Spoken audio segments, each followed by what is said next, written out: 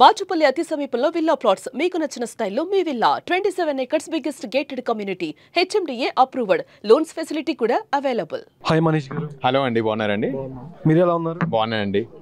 అంటే ఎలా అనిపిస్తుంది స్టార్టింగ్ వెళ్ళినప్పుడు టాప్ 15 దాకా వెళ్ళారు, బట్ మీరు స్టార్టింగ్లోనే చాలా మందిని జడ్జ్ చేశారు, వీళ్ళల్లో ఈ మేజర్ పాయింట్ బాగా హుక్ అయింది అని కూడా చాలా మంది చెప్పారు మీరు స్టార్టింగ్ షో స్టార్టింగ్.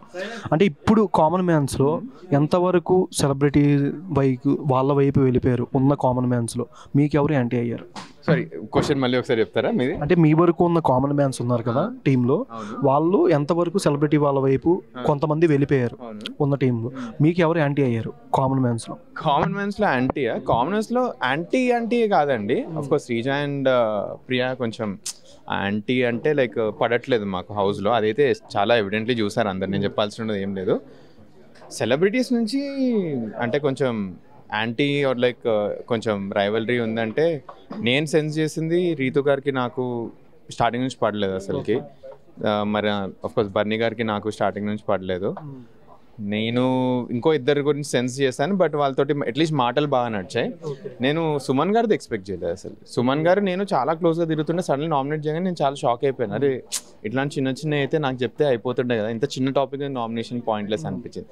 సో ఇది కామనర్స్లో ఎవరు క్లోజ్ అవుతున్నారంటే రీతుకి వీళ్ళు నలుగురు క్లోజ్, శ్రీజ, ప్రియా, డెమాన్, ఇంకా కళ్యాణ్ క్లోజ్, తనుజ గారికి క్లోజ్ ఉంటారు, ఇమాన్యుయల్కి క్లోజ్ ఉంటారు. మిగతా అందరితో క్లోజ్ బాండింగ్ ఎస్టాబ్లిష్ చేసుకోలేకపోతున్నారు వాళ్ళు, అంతే. మనీష్ గారు స్టార్టింగ్లో ఆడినంత గేమ్ తర్వాత అసలు ఎపిసోడ్లో రాలేదని కూడా చాలా మంది ఫ్యాన్స్ కామెంట్లు పెడుతున్నారు దీని మీద. సో ఫస్ట్లీ 2 థింగ్స్ అండి. ఇప్పుడు నేను సన్నగర్లా కావాలని కాన్ఫ్లిక్ట్స్ అది నా గేమ్ ప్లే లేకుండే అసలుకి. నేను యాక్చువల్లీ దాన్ని అప్రిషియేట్ చేస్తున్నాను, సన్నగారు ఎలా అయితే ఆడుతున్నారు, చాలా మంచి ఆట అది. సో నాకు ఫస్ట్లీ చూపించే ఆట తక్కువైపోయింది మొత్తం, ఎందుకంటే నేను ఏం మానిటర్ కాదు, అది ఇది కాదు. టాస్క్లు వస్తే టాస్క్లు ఇచ్చి పడేస్తుంది, మీరు ఇప్పటివరకు ఏ టాస్క్ చూసినా ఇది అయిపోయింది. బట్ నేనే ఏమంటారు ఒక 10th 11th డే నేను కొంచెం లో అయిపోయాను, కొంచెం ఏమంటారు గేమ్ ఇట్లా అవుతుంది అని కొంచెం ఎమోషనల్ లో అయ్యాను. దానికోసం నేను 2 days కనిపించలేదు. బట్ మీకు ఎంతవరకు టెలికాస్ట్ అవుతుందో నాకు తెలీదు. ఇది మన పెయింట్ టాస్క్ అయింది కదా, పెయింట్ టాస్క్లో actually it was a very good task. Last day మళ్ళీ ఆడాను, సో మధ్యలో గేమ్ వస్తూ ఉండే. ఇంకో మీకు కనిపించని గేమ్ ఏమైందంటే నేను క్యాప్టెన్లీ నామినేట్ అయ్యాను తెలుసా. ఆ రోజు మొత్తం నేను గేమ్ ఆడానండి, ఆ గేమ్ ఎవరికి తెలియదు. Like I had to go to every ఏమంటారు టెనెంట్ దగ్గరికి వెళ్ళి వాళ్ళని కొంచెం మచ్చిగా చేసుకొని, అంటే ఇప్పటివరకు ఎవరు నాకు తెలియదు కదా, సో వాళ్ళ దగ్గర ఒక పాజిటివ్ ఒపీనియన్ పెట్టుకోవాలి నా గురించి నేను. సో నా గేమ్స్ నేను ఆడుతూ కూర్చుండే, బట్ అది టీవీ వరకు వచ్చిందో లేదో నాకు తెలియదు. అంటే మీరు ఒక కెప్టెన్ కాబట్టి రెడ్ ఫ్లవర్ అనే వర్డ్ యూజ్ చేశారు. అంటే ఈ వీళ్ళ వరకు కామనర్స్కి కొంచెం మీరు అడ్వాంటేజ్ స్టార్టింగ్ ఇచ్చిన మేజర్ పాయింట్ల వరకు ఆ వైజు రెడ్ ఫ్లవర్ అనే పదం యూజ్ చేయొచ్చు నార్మల్ బీబీలో? లేదు, నేను స్టార్టింగ్ నేను చెప్పినప్పుడే నేను చెప్పేశాను అసలుకి. ఏమంటారు నన్ను నాగార్జున గారు అడుగుతారు, నాగార్జున గారు అడగగానే నేను ఆనెస్ట్లీ చెప్పేస్తాను. నేను మన హరీష్ గారు చెప్పడం నేను విన్నాను, నాకు కాంటెస్ట్ గుర్తు రావట్లేదని. తను కాంటెస్ట్ అప్పుడు గుర్తు చేస్తారు, చెప్తాను ఎగ్జాక్ట్లీ ఇదే. సో అప్పుడు నేను రీజనింగ్ కూడా ఇస్తాను. మీకు ఒక ఫ్రెండ్లీ అట్మాస్ఫియర్ ఉంటే ఇద్దరికి యాక్సెప్టబుల్, ఫ్రెండ్స్ పెట్టుకుంటారు. మీకు లేదంటే ఇట్స్ నాట్ యాక్సెప్టబుల్. సో ఇద్దరికి ఆ ఫ్రెండ్లీ ఎస్టాబ్లిష్మెంట్ లేదు కాబట్టి it's not a right word అని నేను చెప్పాను.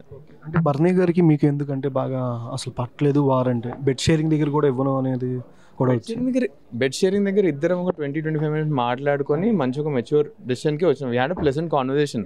అది మీకు వచ్చిందో లేదో తెలియదు నాకు టీవీలో. మేము ఏమంటారు బెడ్ షేరింగ్ ముందు 5 minutes వెళ్తాను, బర్నీ గారు మీరు మాట్లాడాలనుకున్నారా, కలిసి మాట్లాడదామని కూర్చుంటాం. ఒక 20 నిమిషాలు మాట్లాడుకున్నాం, మంచి మెచ్యూర్ కాన్వర్సేషన్. ఎందుకు నేను ఏమంటారు ఇది ఎలిమినేషన్ డే రోజు కూడా మీకు టీవీలో వచ్చిందో లేదో నాకు తెలియదు. ఆ రోజు కూడా ఈ టాపిక్ తీస్తాను. నాకు ప్రియాకి గొడవలు అవుతున్నాయి, నాగార్జున అడుగుతారు ప్రియాతో గొడవలు ఎందుకు సెటిల్ చేసుకోలేకపోతున్నాను. నేను చెప్తాను ఏమంటే బన్నీ గారు లాంటి మెచ్యూర్ పర్సన్తో నేను కూర్చొని సాల్వ్ చేసుకోగలిగాను, ప్రియా అది చూపించట్లేదు, దానికోసమే తనతో సాల్వ్ అవ్వట్లేదు అని ఇట్లాంటి కాన్వర్సేషన్స్ వస్తాయన్నమాట. సో ఇవన్నీ సెటిల్ అయ్యాయి మాకు. యాక్చువల్లీ మీకు అనిపిస్తుందో లేదో నాకు తెలియదు, అది అంతే. చాలా మంది హరీష్ గారిని టార్గెట్ చేస్తున్నారని కూడా వస్తుంది. కామనర్సా? లేదండి, ఇక టార్గెట్ కాదు. మీకు ఎట్లా పోట్రీ అవుతుందో తెలీదు. సింపుల్ చెప్పాలండి, కామనర్స్ ఎలా ఆడుతున్నామో తెలుసా, మాకు అనిపించింది మేము పాయింట్అవుట్ చేస్తున్నాం. మేము కనిపిస్తే మేము చెప్పేస్తున్నాం, ఇట్లా ఆగి చెప్పట్లేదు ఎవరు. సో దానికోసమే హరీష్ గారు ఆ రోజు తప్పు అనిపిస్తే చెప్పేస్తున్నారు. కొన్నిసార్లు ఏమంటారు కొంతమంది సాఫ్ట్ టార్గెట్స్ ఉంటారు, ఈరోజు తప్పు అయితే అరే ఈయనకే ఓట్ అయితే చూద్దామని. సో అట్లా కొంతమంది ఆడుతున్నారు, బట్ అతను కావాలని అయితే ఎవరు చేయట్లేదు అయితే తెలుసు. ఎపిసోడ్లో చూస్తున్నాం కానీ లైవ్లో మీరు చూస్తారు లవ్ ట్రాక్ ఎవరికి బాగా కనెక్ట్ అయింది అంటే Ritu and demand Pawan and Pawan and పెద్ద వేస్ట్ లవ్ ట్రాక్ అండి ఫస్ట్లీ. ఎందుకంటే దానికి అవుట్పుట్ ఉండదని నాకు తెలుసు. వాళ్ళకి ప్లేయర్స్ రియలైజ్ అవుతే బాగుండు. ఎందుకంటే sir Kalyan was a winnowing material అండి. లైక్ నేను పర్సనలీ నాకు బిగ్గెస్ట్ కాంపిటీషన్ కళ్యాణ్ ఉంటారనుకున్నాను నేను. నేను ఒక్కటి కాదు, సెలబ్రిటీస్తో మాట్లాడుతున్నాను కదా, అంటే నాకు సపరేట్ చేయట్లేదు ఇక్కడ, బట్ సెలబ్రిటీస్తో మాట్లాడుతున్నప్పుడు వాళ్ళందరూ కళ్యాణ్ ఎత్తున్నారు. వాళ్ళ ఒక పాయింట్ ఆఫ్ టైం తర్వాత వచ్చి అరే మన కళ్యాణ్ బాబాయ్ గేమింగ్ అనిపించట్లేదు, ఏం చేస్తున్నాడు అసలుకి, పొద్దున్న లేస్తాడు, వెళ్తాడు, తింటాడు, వీళ్ళతో ముచ్చట్లు పెడతాడు, వస్తాడు, ఇదే రిపీట్. ఇదే గేమ్ డెమోన్ ఆడుతున్నారు. ఇద్దరు సేమ్ గేమ్ ఆడితే జనాలకు బోరే కొడుతుంది కదా. సో డిఫరెంట్ గేమ్ కనిపించాలి. సో కనిపించట్లేదు. సో దీనిలోంచి బయటపడితేనే ఇద్దరు గెలవచ్చు. అది వాళ్ళు రియలైజ్ అవుతే బాగుండని, వాళ్ళు రియలైజ్ అవ్వట్లేదు. ఇంకా నేను లాస్ట్ డే వరకు కూడా రియలైజ్ అవ్వలేదు. వాళ్ళు గొడవలకి మూలం సంజన గారు అని కూడా మార్క్ వస్తుంది కదా. అస్సలకి కాదు, గొడవలకి మూలం సంజన గారు కాదు. గొడవలు ఇల్లు హెల్దీ అట్మాస్ఫియర్ కొంచెం ఎస్టాబ్లిష్ చేయడానికి ట్రై చేసే సంజన గారు. ఇన్ రియాలిటీ గొడవలకి కారణం ఏంటంటే ఇండివిజువల్సే అండి. వాళ్ళే misunderstandings are the biggest reasons. తనకు మించి ఏమీ లేదు అసలుకి. సింపుల్, మీరు గుడ్డు గురించి ఆలోచిస్తున్నారు కదా, మేము అందరం గుడ్డు మేమంతా మెచ్చుకుంటాం తెలుసా. తన గుడ్డు దొంగతనం చేయకపోతే అందరి ఎమోషన్స్ బయట పడకపోతుండే. అందరికీ ఒకరి మీద మీరు గుడ్డు సంగతి చూసి సంజన గారి మీద ఎంతమంది అరిచారు, నేను ఒక్కనే అరిచాను. భరణి గారికి ఇంకా మాస్క్ మ్యాన్కి గొడవ అవుద్ది, నాకు రాముకి గొడవ అవుద్ది, ఒక్కొక్కరు ఒక్కొక్క గొడవలు అవుతాయి. గుడ్డు గురించి కాదు, వేరే ఏవో గొడవలు అవుతాయి.